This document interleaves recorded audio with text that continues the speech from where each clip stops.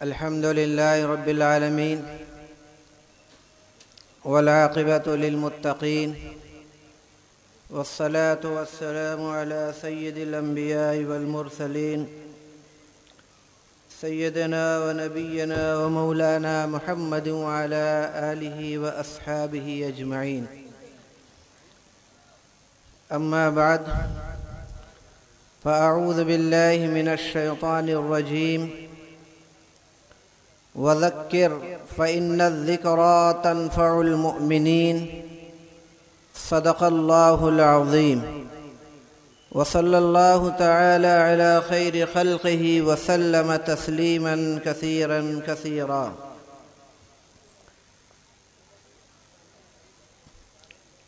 صدر ذی وقار محترم علماء کرام، معزز حاضرین اجلاس، جیسا کہ آپ سبھی حضرات کو اس بات کا علم ہے کہ آج اس عیدگاہ کے اندر جو سیرت کانفرنس کے عنوان سے یہ عظیم الشان جلسہ منعقد کیا گیا ہے، یہ 31واں سیرت کانفرنس کا یہ جلسہ ہے. یہ جلسہ نہایت ہی تجھ کو احتشام کے ساتھ بنیا باغ کے وسیع و عریض میدان کے اندر منعقد ہونا شروع ہوا تھا، لیکن کچھ حالات ایسے سامنے آئے جس کی وجہ سے جگہ بدلنی پڑ گئی، اور آج یہ دوسری مرتبہ اس عظیم وسیع و عریض عیدگاہ کے اندر اس کانفرنس کا انعقاد عمل میں آیا ہے.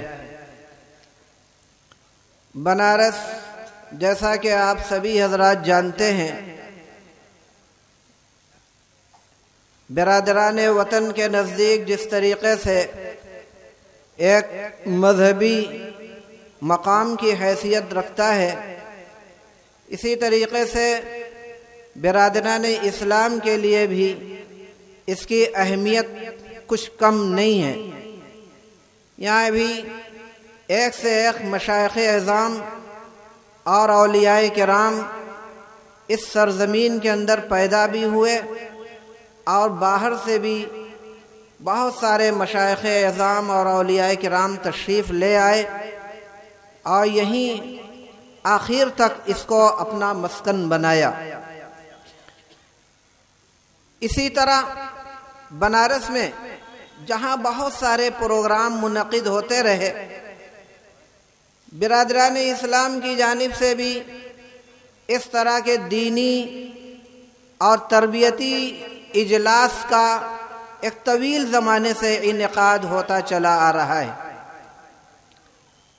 یہاں جو عمر دراز حضرات اسٹیج پر یا اجلاس جلسے گاہ میں تشریف فرما ہیں، وہ اس بات سے بخوبی واقف ہوں گے کہ آج سے 40-45 سال قبل آزاد پارک کے سبزہ زار پر جلسہ معراج النبی کے نام سے ایک سحروزہ اجلاس منعقد ہوا کرتا تھا. وہ جلسہ اتنا تاریخی جلسہ ہوا کرتا تھا کہ آج بھی جن لوگوں نے اس جلسے میں شرکت کی ہوگی، اس کی یادیں آج بھی ان کے ذہن و دماغ کے اندر موجود ہوں گی. ہندوستان کی سرزمین کہ کوئی بھی ایسے جید عالم دین نہیں تھے جو اس جلسے کے اندر تشریف نہیں لایا کرتے تھے. کوئی بھی جید اور مشہور علماء کرام باقی نہ رہے جو اس جلسے کے اندر تشریف لایا کرتے ہوں، چوٹی کے علماء کرام. لیکن کچھ نامساعد حالات کی بنا پر اس اجلاس کا سلسلہ منقطع ہو گیا.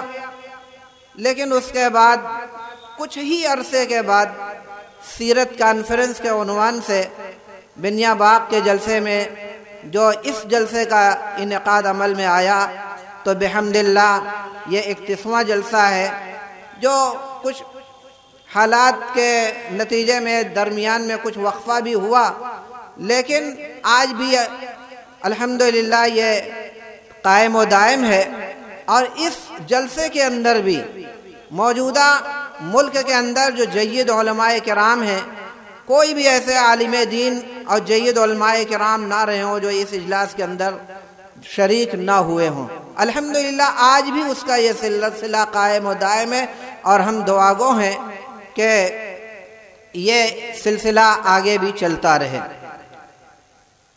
یہ جو جلسے منعقد کیے جاتے ہیں، ان جلسوں کے منعقد کرنے کا مقصد کیا ہے؟ ان جلسوں کے منعقد کرنے کا مقصد صرف یہ نہیں ہے کہ ایک سیر و تفریح ہو جائے اور ایک خانہ پوری ہو جائے کہ بھئی ہر سال کانفرنس ہوتی ہے، جلسے ہوتے ہیں، تو اس سال کیوں نہ ہو، لہذا اس سال بھی ہونا چاہیے۔ نہیں، اس کا مقصد یہ بالکل نہیں۔ ان جلسوں کے منعقد کرنے کا مقصد محض یاد دہانی کرانا ہے۔ ظاہر ہے کہ ان جلسوں کے اندر امر بالمعروف اور نہی عن المنکر کا فریضہ انجام دیا جاتا ہے۔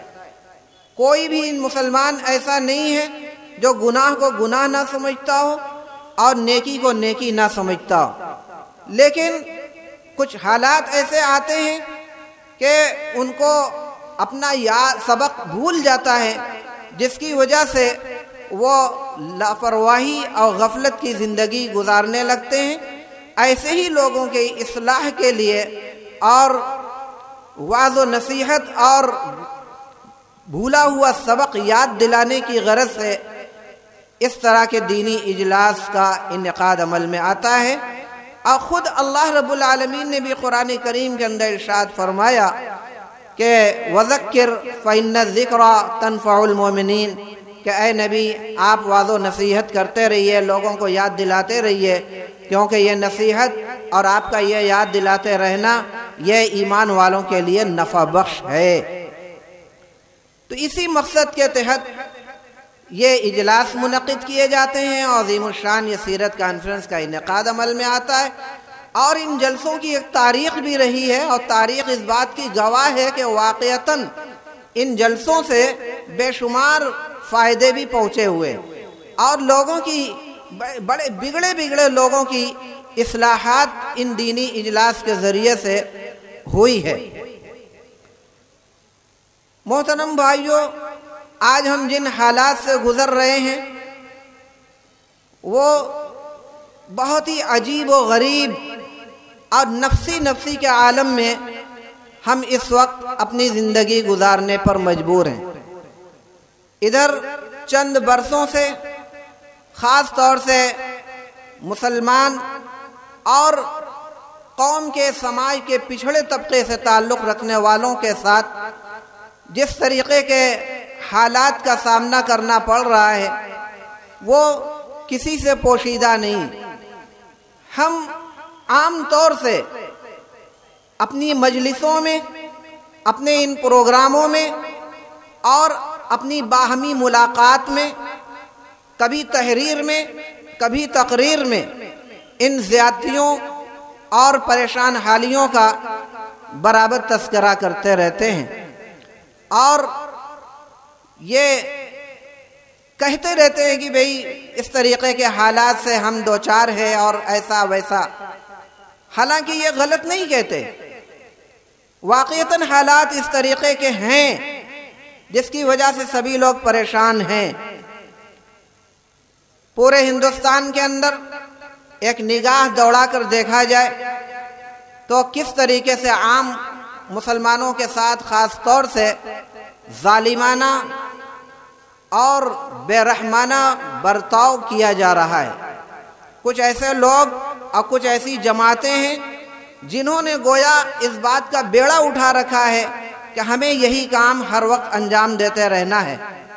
ماب لنچنگ کے واقعات اور قتل عام کے واقعات، لوٹ پاٹ اور مذہب کی بنیاد پر اس طریقے کے نامساعد حالات جو پیدا کیے جانے کا ایک طویل سلسلہ چلا آ رہا ہے، یہ ایسے حالات کو پیدا کر دیا کہ آج صورتحال یہ ہے کہ دہشت کا ماحول ہے اور سفر کرنا، تنہا کہیں دور دراز جانا، یہ خطرے سے خالی نظر نہیں آ رہا ہے۔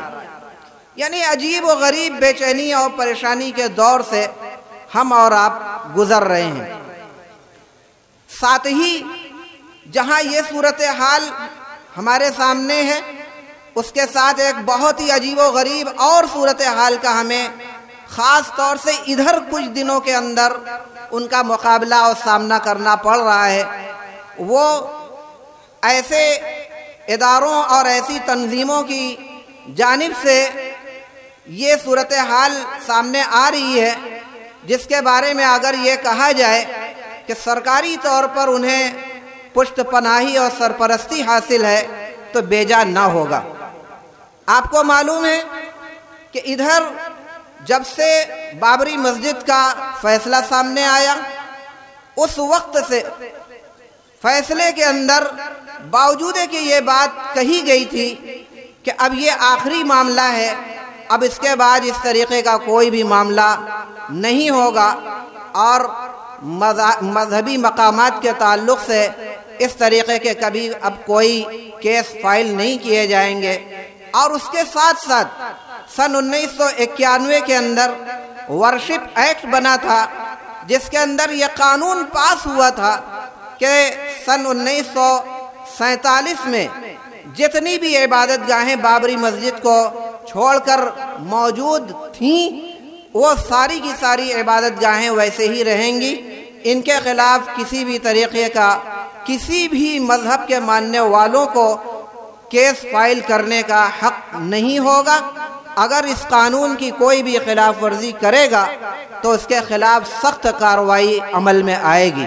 یہ ایکٹ بنا، منظور ہے اور آج بھی وہ قابل عمل ہونا چاہیے، لیکن افسوس کہ اس ایکٹ کے رہتے ہوئے جیسے ہی یہ بابری مسجد کا فیصلہ ہمارے سامنے آیا، اس کے بعد ملک کی بہت ساری قدیم مساجد اور عیدگاہوں اور عبادت گاہوں کے تعلق سے نئے نئے مسائل سامنے آنے شروع ہوئے اور نئے نئے مقدمات کو کیس فائل کرنے کا یہ سلسلہ چل پڑا۔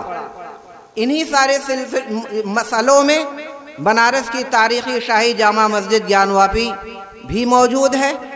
متھرا کے عیدگاہ کے بارے میں بھی آپ جانتے ہی ہیں۔ اس کے علاوہ اور بھی بہت سارے عبادت گاہیں اور بہت سارے مذہبی مقامات ہیں جن کے بارے میں سوالیہ نشان کھڑا کر دیا گیا ہے کہ یہ ان کی اصلیت یہ نہیں بلکہ کچھ اور ہے، اس طریقے کے دعوے۔ جامع مسجد گیانواپی کے تعلق سے بھی یہی مسئلہ ہے کہ اگرچہ یہ کیس لینے کے قابل نہیں تھا اور نہ ہے 91 کے ایکٹ کی موجودگی میں، لیکن آج بھی ہماری بدقسمتی کہہ لیجئے یا کچھ اور کہ یہ مقدمہ برابر لیا بھی گیا، سنوائی ہو رہی ہے، ساری کارروائیاں چل رہی ہیں۔ الغرض ایک نامساعد حالات کا طویل سلسلہ اس وقت چل پڑا ہے۔ مذہب کی بنیاد پر ناانصافی اور اس طریقے سے عام دن دہاڑے قتل اور یہ انصاف اور عدل کا جو قتل ہو رہا ہے یہ بھی کسی سے پوشیدہ نہیں ہے۔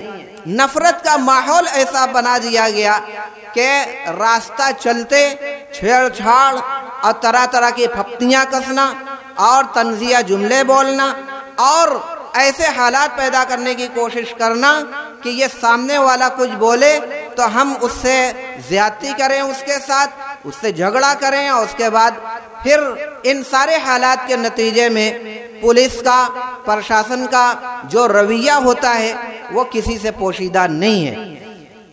یہ ہے تصویر کا ایک رخ جو کہ ہم برابر اس طریقے کی شکایات اپنی ہر طرح کی مجلسوں میں انفرادی طور پر، اجتماعی طور پر بھی کیا کرتے ہیں۔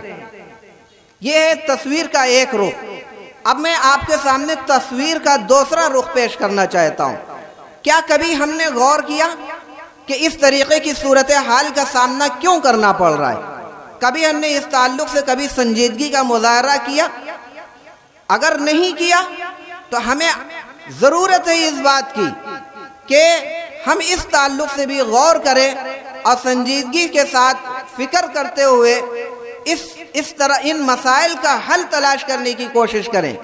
ایک بات یاد رکھیں کہ چاہے حالات جیسے بھی ہوں، ان حالات کا حل اگر کہیں ہے تو وہ قرآن میں ہے، وہ ہمارے دین میں ہے، وہ ہمارے مذہب میں ہے۔ اور خود ہمارے نبی سرور کونین تاجدار دو عالم آقا و مولا حضرت محمد الرسول اللہ صلی اللہ تعالی علیہ وسلم نے بہت پہلے ہی ارشاد فرمایا تھا کہ من یعش منکم بعدی فسیرى اختلافا کثیرا فعلیکم بسنتی وسنت الخلفاء الراشدین۔ اور پھر اللہ رب العالمین نے بھی خود ہمارے لیے فرمایا کہ لقد کان لکم فی رسول اللہ اسوۃ حسنہ۔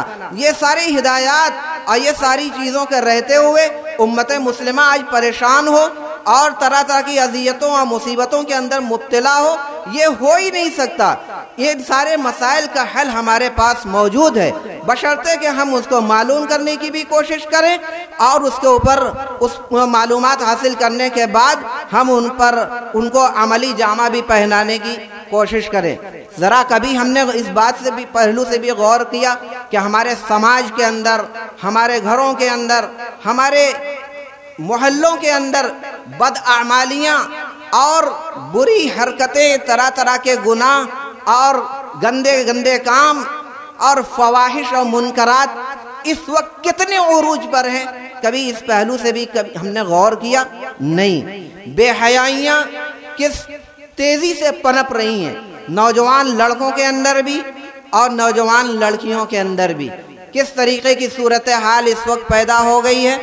نوجوان لڑکوں کو تو ایک زمانے سے کہا جاتا تھا کہ یہ اوباش ہو گئے ہیں اور ایسے ہو گئے ہیں، ویسے ہو گئے ہیں، لیکن افسوس صد افسوس کہ اب نوجوان لڑکیوں کو بھی اس اسٹیج سے اور دینی جلسوں سے خطاب کرنا پڑ رہا ہے اور ان کے بارے میں بھی یہ بتلانا پڑ رہا ہے کہ آج ان لڑکیوں کی بھی حالت اچھی نہیں ہے۔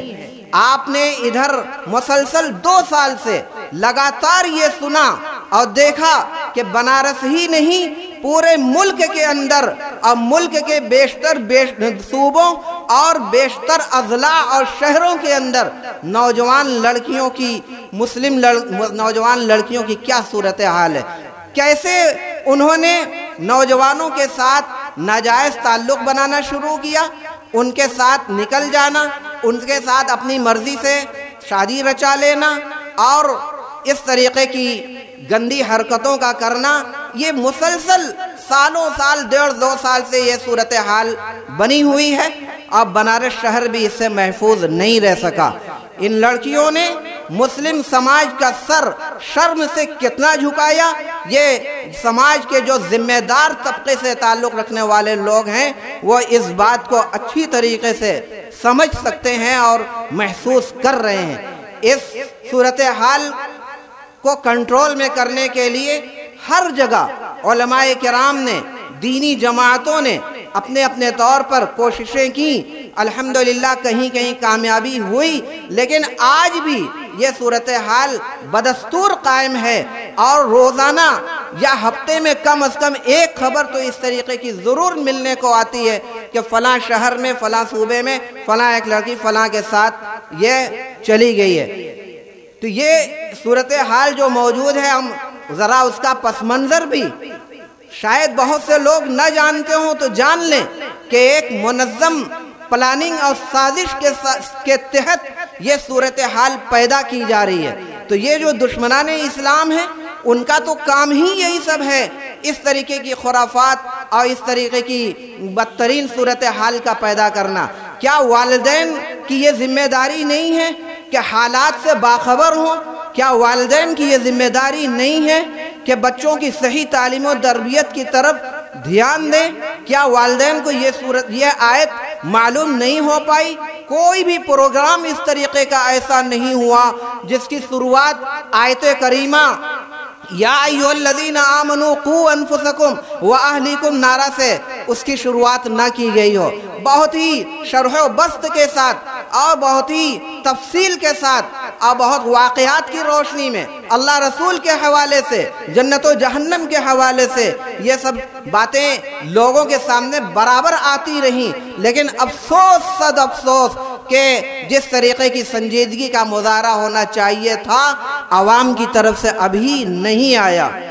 اسی طریقے سے ہمارے سماج کے اندر شادی بیاہ کے اندر جو فضول خرچی اور طرح طرح کے بیجا اسراف اور اس طریقے کی بیہودہ حرکتیں ہماری شادیوں اور نکاح کی تقریبات کے اندر وجود میں آئی ہیں، یہ کسی سے پوشیدہ نہیں ہے۔ کیا اس پہلو سے بھی ہم نے کبھی غور کیا کہ یہ صورتحال ہمارے سماج اور معاشرے کے اندر کیوں پیدا ہوئی؟ آج ہم حالات کی ناسازگاری کا رونا روتے ہیں، حکومتوں کی جانب سے مظالم کی شکایتیں کرتے ہیں، لیکن کبھی ہم نے ان حالات پر کنٹرول کرنے کے لیے کچھ اپنے وہ ساری باتوں کو اختیار کرنے کی کوشش کی جو اللہ رسول کی طرف سے ہمیں ان حالات میں اختیار کرنے کا حکم دیا گیا ہے؟ نہیں۔ سب سے پہلی بات تو یہ ہونی چاہیے کہ ہم مساجد کو آباد کرنے والے بنتے۔ آج اتنی بدترین صورتحال سے گزرنے کے باوجود ہمارے محلے کی مساجد میں جتنی تعداد نمازیوں کی پہلے ہوا کرتی تھی آج بھی ویسے ہی تعداد موجود ہے، بلکہ یوں کہہ لیا جائے کہ تھوڑی اور کمی ہو تو یہ کوئی بیجا نہیں ہوگا۔ یہ مساجد کون آباد کرے گا؟ اللہ کی طرف رجوع کون کرے گا؟ اللہ سے دعاؤں کا اہتمام کون کرے گا؟ کیا ان حالات کے اندر اللہ تعالیٰ کی طرف سے یہ پیغام نہیں ہے کہ ادعونی استجب لکم، کہ تم مجھ سے دعائیں کرو، میں تمہاری دعا قبول کروں گا۔ وَإِذَا سَأَلَكَ عِبَادِي عَنِّي فَإِنِّي قَرِيبٌ أُجِيبُ دَعْوَةَ الدَّاعِ إِذَا دَعَانِ، یہ ساری آیات اس بات کیا پیغام دے رہی ہیں کہ گھبراؤ نہیں، وَلَا تَهِنُوا وَلَا تَحْزَنُوا وَأَنْتُمُ الْأَعْلَوْنَ إِن كُنتُم مُؤْمِنِينَ، کہ گھبرانا نہیں، مایوس نہیں ہونا، تم سربلند رہو گے، اے مومنوں تم سربلند رہو گے، لیکن سربلندی کی شرط ہے وہ کیا کہ تم مومن بن کے رہو۔ اگر مومن بن کے رہو گے تو اللہ کا وعدہ پورا ہو کے رہے گا، یہ اللہ رب العالمین کی طرف سے وعدہ ہے۔ اور دوسری بات کہ ہم چاہتے ہیں کہ حالات کے اندر تبدیلی پیدا ہو تو ہمارے چاہنے سے کچھ نہیں ہوگا جبکہ قرآن کریم کے پیغام کو ہم گلے نہ لگائیں۔ قرآن کریم کا پیغام کیا ہے؟ قرآن کریم اس موقع پر ان حالات کے تناظر میں کیا فرمان ہے اس کا؟ اللہ کا کیا ارشاد ہے کہ ان اللہ لا یغیر ما بقوم حتی یغیروا ما بانفسہم، کہ جب تک قوم کے اندر اپنی اصلاح کو، جب قوم کے اندر اس بات کا جذبہ پیدا نہ ہو کہ ہمارے اندر جو گڑبڑیاں ہیں، جو خرابیاں ان کو دور کریں، تب تک اللہ کی طرف سے بھی حالات سازگار نہیں کیے جاتے۔ یہ اللہ کا فیصلہ اور یہ اللہ کا وعدہ ہے۔ تو یہ صورتحال ہے اور یہ ہمارے سماج کے اندر بڑھتی ہوئی خرابیاں اور برائیاں ہیں۔ آج جو عظیم الشان اجلاس سیرت کانفرنس کے نام سے یہاں منعقد کیا گیا 2 روزہ، اس اجلاس کے اندر شروع دن سے یعنی پہلے جلسے سے لے کر آج تک 30ویں جلسے تک، یہ 31واں ہے، 30ویں جلسے تک مسلسل ہمارے علماء کرام، خطباء عظام، مقررین کرام نے انہی حالات کے تناظر میں قرآن و حدیث اور واقعات اور بزرگان دین کے مشاہدات و فرمودات کی روشنی میں یہ ساری باتیں کہی ہیں، اور آج کے 31ویں جلسے کے اندر بھی اسی روایت کو برقرار رکھتے ہوئے ہمارے علماء کرام اور ہمارے مہمانان اعظام ان حالات کی تناظر میں اپنی قیمتی خطابات کو آپ کے سامنے پیش کریں گے۔ میں سبھی حضرات سے دست بستہ گزارش کروں گا کہ آخر تک سنجیدگی کے ماحول میں اپنی اپنی جگہوں پہ بیٹھیں، علماء کرام کے بیانات سے مستفید بھی ہوں اور اس پر خود بھی عمل کریں، اور جتنے لوگ ان جلسوں کے اندر نہیں آ پائے ان تک علماء کرام کے ان پیغامات کو پہنچانے کی بھی کوشش کریں۔ مجلس کے جو آداب ہوتے ہیں ان آداب کی بھی رعایت کی جائے۔ بار بار بلا وجہ یا چھوٹے چھوٹے کاموں کے لیے بار بار مجلس سے اٹھنا بیٹھنا، پھلانگ کر ادھر ادھر آنا جانا، یہ ساری کی ساری باتیں آداب مجلس کے بالکل خلاف ہیں۔ ان کا خوب خیال کیا جائے، ان کی خوب رعایت کی جائے مجلس کے آداب کی۔ اور آخر میں بنارس کی اس تاریخی سرزمین پر اس سیرت کانفرنس کے اجلاس میں جو بھی ہمارے مہمانان کرام تشریف لائے ہوئے ہیں، میں بنارس شہر کے تمام باشندگان کی جانب سے میں ان مہمانان کرام کا تہہ دل سے استقبال بھی کرتا ہوں، اور اس نامساعد صورتحال کے باوجود یہ حضرات یہاں تشریف لے آئے، میں شکریہ بھی ادا کرتا ہوں اور تہہ دل سے ان حضرات کا استقبال بھی کرتا ہوں اور دعا کرتا ہوں کہ ان بزرگان دین کی تشریف آوری کو اللہ پاک قبول بھی فرمائے اور ہم تمام لوگوں کے لیے مفید بھی بنائے، ان سے بھرپور استفادہ کرنے کی ہم سب لوگوں کو توفیق اور ہمت عطا فرمائے۔